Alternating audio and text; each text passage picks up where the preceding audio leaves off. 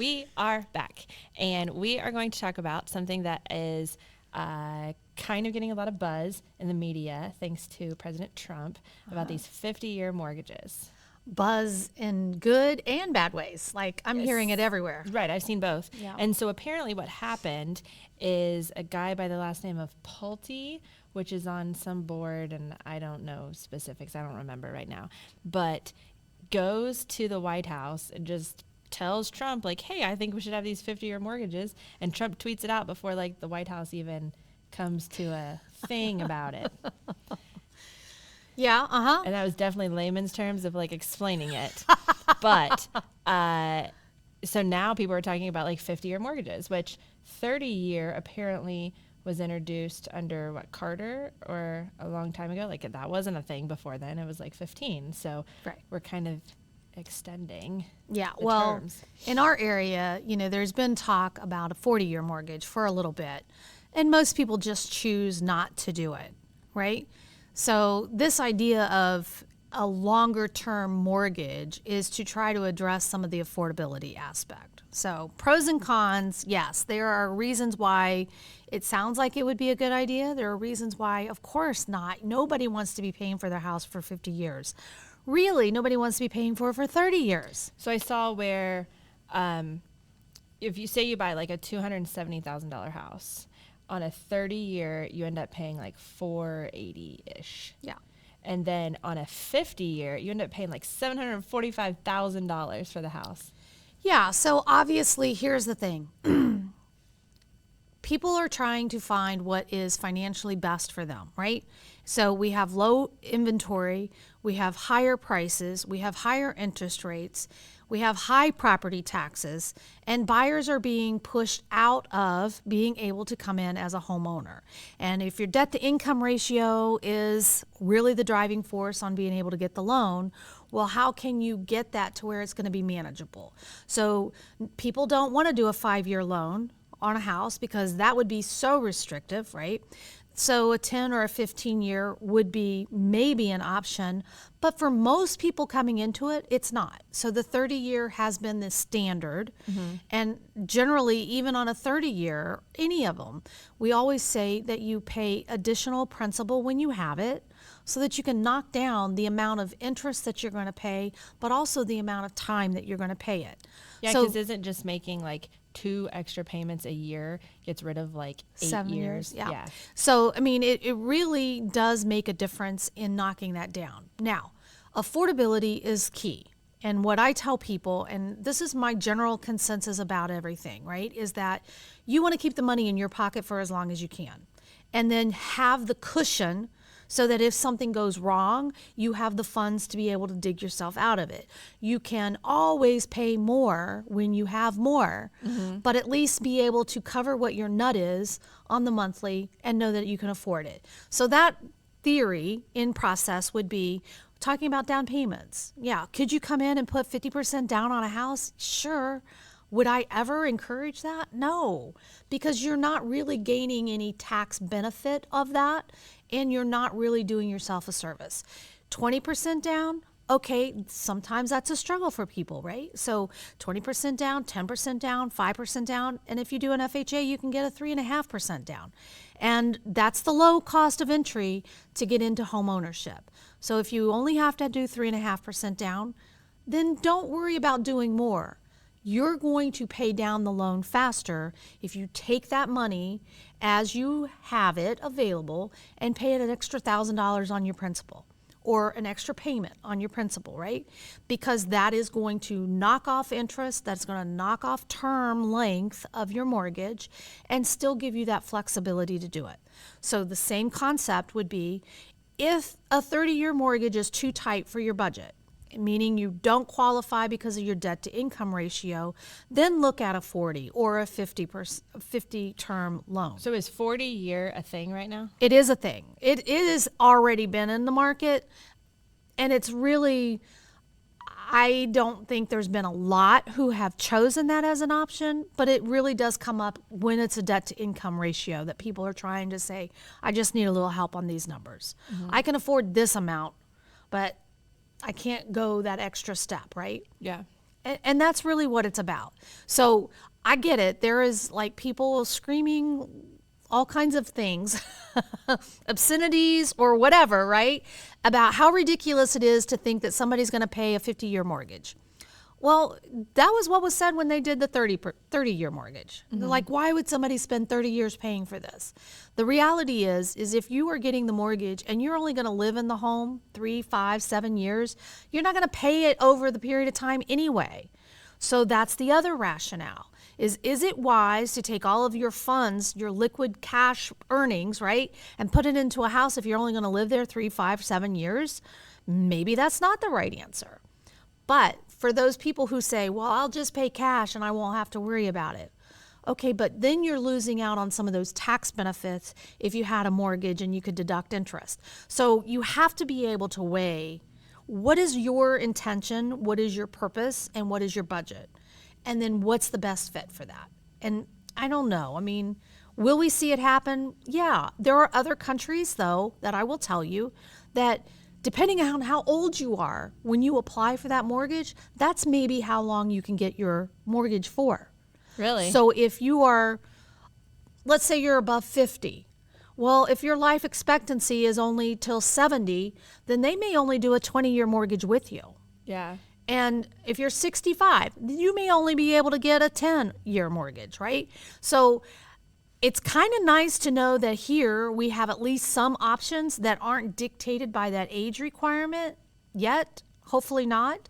But in other places, the reality is that they look at things in a different light. And so we just need to be financial stewards about what is going to be the best thing, right? So speaking of other countries, in other countries, they don't have credit scores, right? They don't have like what we have, where our FICO score. And that was one of the things I know Trump was even talking about, was going to change the FICO score system. So they did get rid of the minimum, was it 620 or 580 for FHA? Yeah. So that's like a new thing too, right? Well, this is a bit of history repeating itself.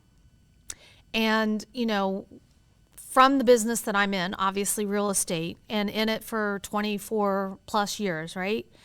You see all of the different types of markets that we've had. And we're like, oh, we're never going to have a market crash like this because we've changed all these parameters and we're doing this. So here is a warning sign, in my opinion, is that when we start manipulating what the process is in order to allow something, that could be harmful as much as it could be a benefit. So yes, do I think that there need to be loans available for people who have lower credit scores? Absolutely.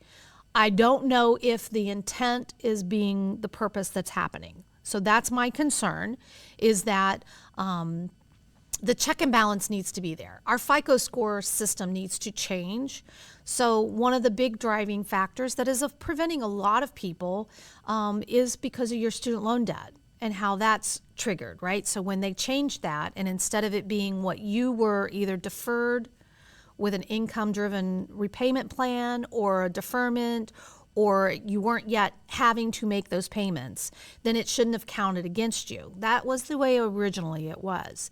Then they changed it and they said, no, regardless of what your arrangement is, it's going to be 1% of what you owe that's going to have to be calculated on your monthly debt to income. And for some people who've gotten a 4-year degree, a master's or a PhD or any of these specialty degrees where they've been in there for a long time, you're talking about $100,000 or more. Yeah. So now all of a sudden you're having to take a hit on your monthly payout when it's not legitimately what's happening. And that has prevented some people from being able to get into a purchase scenario. So the benefit would be, let's address it the way that it needs to happen. It should be driven on what your obligation is legitimately coming out of pocket. Then at least that's something that you can look at. Do I need to pick up a second job, or what do I need to do? The FICO score system, is driven by your credit report. It's driven by the things that report to a credit bureau. And yet we have people who pay cash and they're on time with things, and it's difficult to get that to register as a positive for their credit. So we need to be able to address the people who are paying cash for these types of things, that they should be able to get that credit to help build that score. Or else completely do with the FICO score, do away with it. Like, what's the point of it? It's a false narrative number that doesn't mean that just because I'm a 700 doesn't mean I'm going to pay my bills any better than a 400. Right. And there's so many different FICOs. There's Correct. 5, 7, 9. There's the one that reports for car payments. There's the one that Yes. reports for credit cards. There's not FICO, but what's the other one? Well, I know that what a lot of people have is that they got into the Karma, The Credit Karma. the Credit Karma, The Advantage score. and they would get a score on there, and then they would go to apply for a loan, and the mortgage lenders would say, oh, I'm sorry, your credit score is not what you thought it was, right? Yeah. So there's a disparity between what Credit Karma was showing people, which was good because people were looking at it. Yeah. They were like, how can I improve my credit? But then it didn't translate over to the actual system. Yeah. So you've got 3 major credit bureaus that are doing this reporting, and each one of them can have a different number. Well, Yeah. that there should tell you there's a problem. Yeah. So I remember going back to when I bought one of my houses in Inglewood, and I needed to get my credit score up to a specific amount, and they said you need to pay I was paying like $30 a month or something for my FICO because that was giving me all of my credit scores, you know, the 359, 357, whatever it is. And I think it was like the 5 one is the one that I needed. Yeah. And so the other ones would like go up, you know, fluctuate, whatever. And that 5 one finally like got up there. And then I was like, okay. And then I went, did the mortgage, like it was done. But it was ridiculous that I had to pay like in order, to get it. Yeah. And I think that there's a generation now that is really app savvy, right? And so they're into doing the incremental stock purchases and, you know, having this access for these things. But if you utilize it and it doesn't translate into real life, then it's not a benefit. Right. And that's the disconnect with that, I think, is that we need a system that is something that I should be able to get my information readily available without having to have a hard pull on my credit, which, by the way, is a negative, right? So, no, I don't want somebody to pull my credit, but I should be able to know what that is. I think that's so dumb that it's a negative to check your credit. Yeah. Huh? Like, I see a negative as taking out another loan, Sure. but just to look at it? Yeah. Come on. Exactly.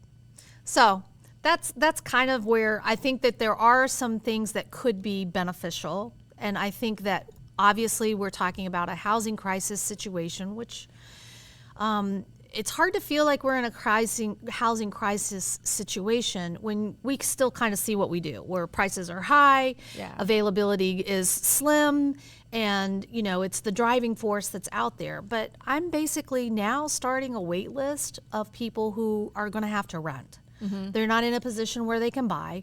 And so I'm starting to see and get more intake of people looking to invest. And so when that typically happens, going back to that red flag alarm, right? When that typically happens, you see that there's this shift in home ownership and it becomes more of an investment portfolio, right? And people aren't able to buy, so they go into the rental pool. And just one example, we just toured a home that is listed for rent right now for $21.99. When I pulled the last listing on that, which was only 3 years ago, it rented for $12.99. Now, That's insane. I just walked through this place, and there has been a new refrigerator put in, but it's the same carpet, it's the same flooring, and there's like not, somebody didn't just put $100,000 into this property and now they have to get their money back by raising their rent 68%. Yeah.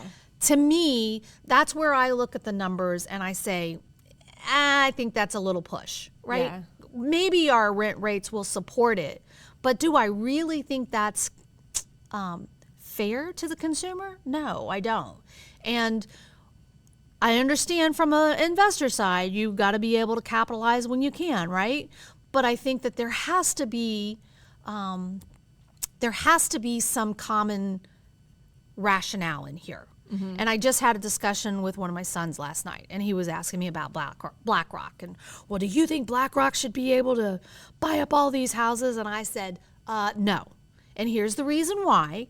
Because I think that is taking away inventory availability for the normal consumer. Yeah. And so I told him, I think that the rationale when they are dealing with HUD-owned homes and they put it out on the market, the first period is available for nonprofits or owner-occupied. And then if it doesn't sell during that time, then it opens up to where investors can come in and they can buy it. And if an investor isn't interested, then it opens up to government offices and things like that. So you don't want these major corporations, government offices to come in and buy up this inventory and take out of the normal marketplace options for the normal consumer. Yeah. Because what does that do? It lessens the supply, puts it in their pocket instead of it being homeowner occupied. But coming from a seller's perspective, when you put your house on the market and you get an offer that's maybe FHA, that you have to kind of jump through all these hoops, they want an inspection, it's a first-time home buyer, blah, blah, blah. Or you have cash asking, maybe a little over, maybe a little under, like, what is the less headache? What are you going to do as the seller? Well, and obviously from a seller's perspective, they are going to take what is the best for them, right? Yeah. And I have a listing. It's still sitting on the market. It has very particular needs, and it has a reverse mortgage on it. So it has a higher payoff balance that this seller is not able to come out of pocket in order to offset. And I can tell you, if I get 3 contacts a day, email offers, whatever. I mean, I get it all the time, and people are just throwing out these ridiculously low cash offers, or we'll do a seller finance if they can carry the note and da-da-da-da-da. Well, first of all, you've never toured the property. You're not an agent. You haven't had a conversation with me. You're just blindly sending out these letters like, oh, it's magically going to happen this way, but it's not meeting the needs of my clients first, right? But secondly, what bad business that is to just blindly send out these letters thinking that, you know, all it takes is one. I get this guttural reflex that, oh my gosh, I don't want somebody to fall for that baloney, because if I only needed it to sell for $150,000, then we would have been listed for $150,000, right? You're almost offering half the amount of the list price to what you are going to willingly pay for it. And somebody's going to get taken. Somebody's going to be taken advantage of because they think, oh, I just will go ahead and take the cash now and we'll do this. And they've left money on the table.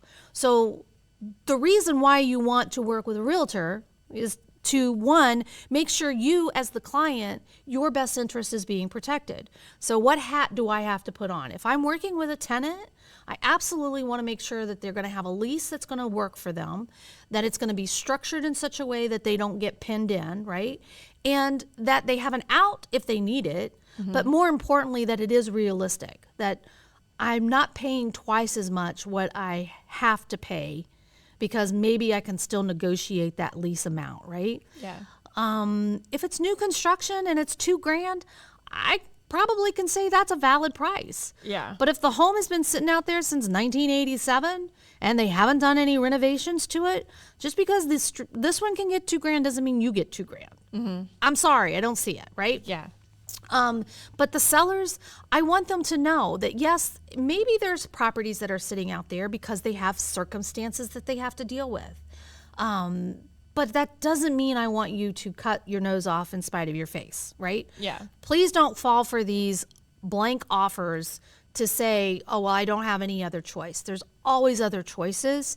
And just like I'm dealing with these renters, you know, I've got investors who are waiting that want to get properties, and then they're going to want to put people in there, and they're going to be agreeable to work with people to say, well, maybe you want to do a rent-to-own scenario. Maybe you want to be able to have the option to buy it at the end of 3 years when you get everything settled.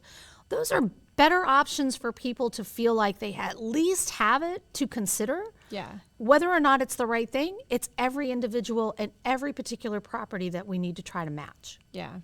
So kind of circling back to the 50-year mortgage that we started talking about. Yeah. So I feel like this is kind of the government's answer to the reason that my generation can't afford housing. Of course. Of course. And so the average homeowner's age right now, first time home buyer, what is like 50? Yeah. It's gone up. Where it used to be like 35. Yeah. So it's really those people just got older and started buying houses, right? Correct. And because of student loan debt and because of just increasing, I mean, it's insane. Look at some job postings right now. And for $17 an hour, they want a bachelor's degree. Are you fucking kidding me? We might have to bleep that one. Yeah. Master's degree, $21.50 an hour. Yeah. How is that supposed to pay for the that school. master's degree? Yeah. Yeah.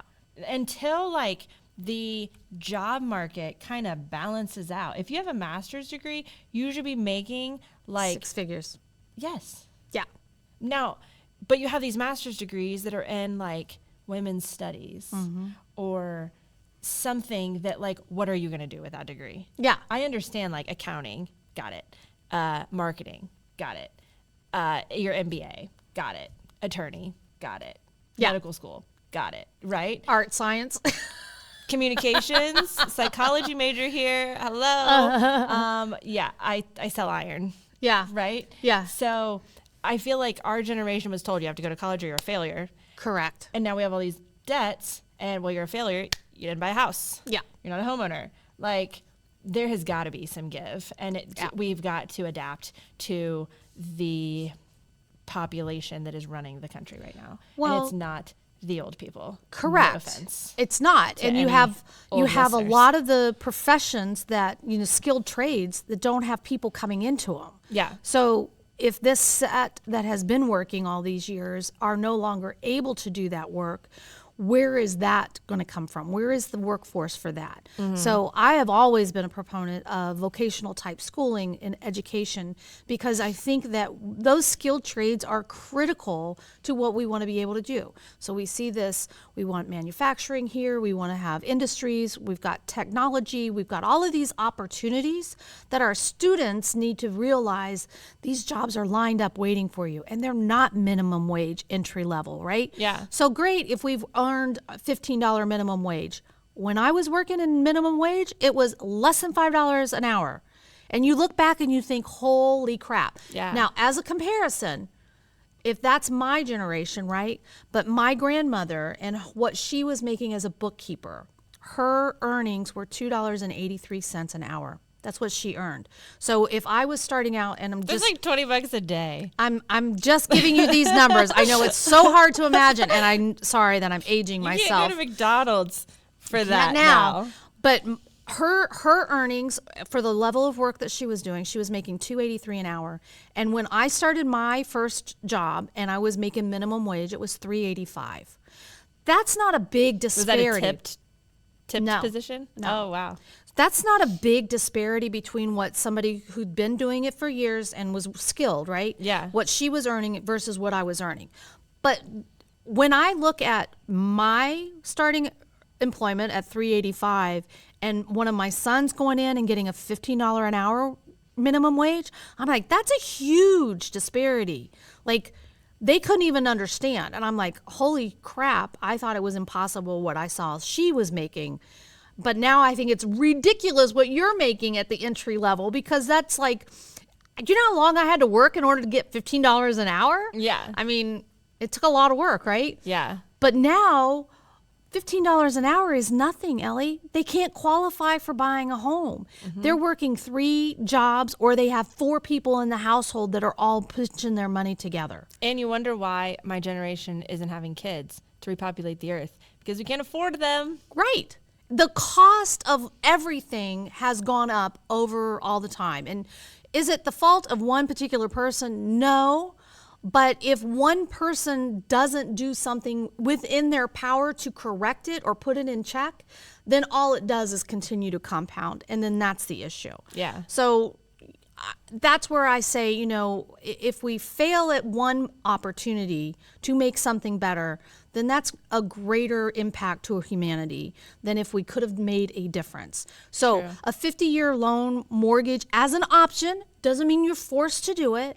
And it Is an doesn't- option. Doesn't mean you have to take the 50 years to pay it Correct. off either. Correct. And that's where I'm like 100% game. Yeah. And I would say, for somebody who's looking at, I want to buy my forever home and I want a little bit of land and so their criteria keeps stacking up. And maybe they are going to be there 25 years. Maybe they're lucky and they actually get to live out their whole rest of the life there. Okay, but how often, or what is the statistic, maybe you don't know, of somebody getting their mortgage and never refinancing, never moving? Like, how often does that happen? So this is a generational thing. And so this is why some people have said that the reason why we have a housing crisis is because our old people won't get out of their homes. No, that's not correct, but it is a factor. So if they came from generation before, right, then their purpose was you work, you have a house, you pay off your mortgage, and that's where you retire. Mm-hmm. And that mindset is there. And so that is a little bit of what we see is that there are people who have paid off their homes. They're not looking to sell it because even though I could make more money off of selling it now, where am I going to go live? Yeah. And do I have to get another mortgage when I've paid off my mortgage? And so that just doesn't equate in their head. And the tough times that they have come through, like, why disrupt life? Well, I feel like you have people, you have like that set of people, but you also have people that bought in 2020, 2021. And they got a 3% interest rate. Yeah, and They don't want to go. their $250,000 home is now worth $405,000, but there's nowhere to go. Right. And they would be buying more. They'd have to pay more, yeah. and they'd be at a higher interest rate. So they're staying. You get less for more money. That doesn't make sense. I mean, Warren Buffett has lived in the same house, I think I heard, for 65 years. Yeah. So if somebody who's a billionaire doesn't move every opportunity they get, that's probably telling you. When you buy and sell your real estate, yes, there's cost that's involved. There's the cost of moving. There's all the, if you have to, you have to, right? Mm-hmm. But if you don't have to, having the stability of a property is certainly a preferred choice for some. Yeah. It doesn't necessarily mean everybody's going to do it. But that number of how many people are living in their home and paying off their 30-year mortgage and then continuing to live in the home is higher than the number of people that we have coming in as first-time home buyers. So that number just statistically was released, and we have had the least amount of first-time buyers coming into our market this year. It's less than a quarter of the market. So if that's the case, you already know there's a disparity. Why aren't first-time buyers coming into the market? Well, we know it's the price, it's the availability, it's the property taxes, it's the high interest rate. Yeah. And I'm almost going to say property tax is probably higher on that list as number reason why they don't do it, because people have learned that the interest rate, again, if I don't pay for it over 30 years and I pay it off sooner, then that interest rate is really less of the issue. Purchase price maybe is still a little issue because, well, do I really want to spend $400,000 when I maybe could have bought this for $300,000 3 years ago? Yeah. That's a big, that they have to get into that mindset to say, all right, this is where I'm at. But also the mindset of it's not going back there. Correct.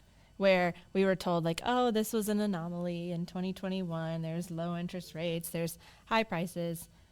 Prices are going to come down eventually and it's going to balance it out, and it hasn't. And so you just kind of need to Yeah. it up. Yeah. And interest rates will not ever go back to 3%. If they go back to a 3%, we have major economic issues. Yeah. We will be dealing with that. So the red flag, if they're lowering FICO score for availability on loans and it's for the wrong reason, right? That's a red flag. Yeah. If BlackRock is allowed to come in and buy up all the inventory and then they control rent rates and market availability, that's a red flag. And then I think the red flag otherwise is that you just don't have the municipalities continuing to allow for the development and construction of homes, which is a whole nother thing, right? Because they are wanting only new developments to come in if there's an HOA. And people are resistant to live in an HOA. So you're going to have a disconnect with what your consumer wants and what the municipalities are allowing per their zoning. And then that inventory is going to sit there. Right now, we've got a home builder who's doing a 1% on their loans to get people into the houses. Yeah. And they are still not selling out. Yeah. So I feel like that is a topic for our next podcast. absolutely. Which is HOAs and municipalities and property taxes. Yeah, absolutely. Yeah. So it'll be interesting to see where the 50-year mortgage goes. And I'm, staying up to date on all of the news. So More to follow. yeah. Absolutely. Okay. Thanks for joining us today on the Realty Podcast. If you enjoyed the knowledge and entertainment today, please subscribe and share with your friends. We will be embarking on a journey that bridges the gap between realtors and clients, uncovering the heart and tea of real estate.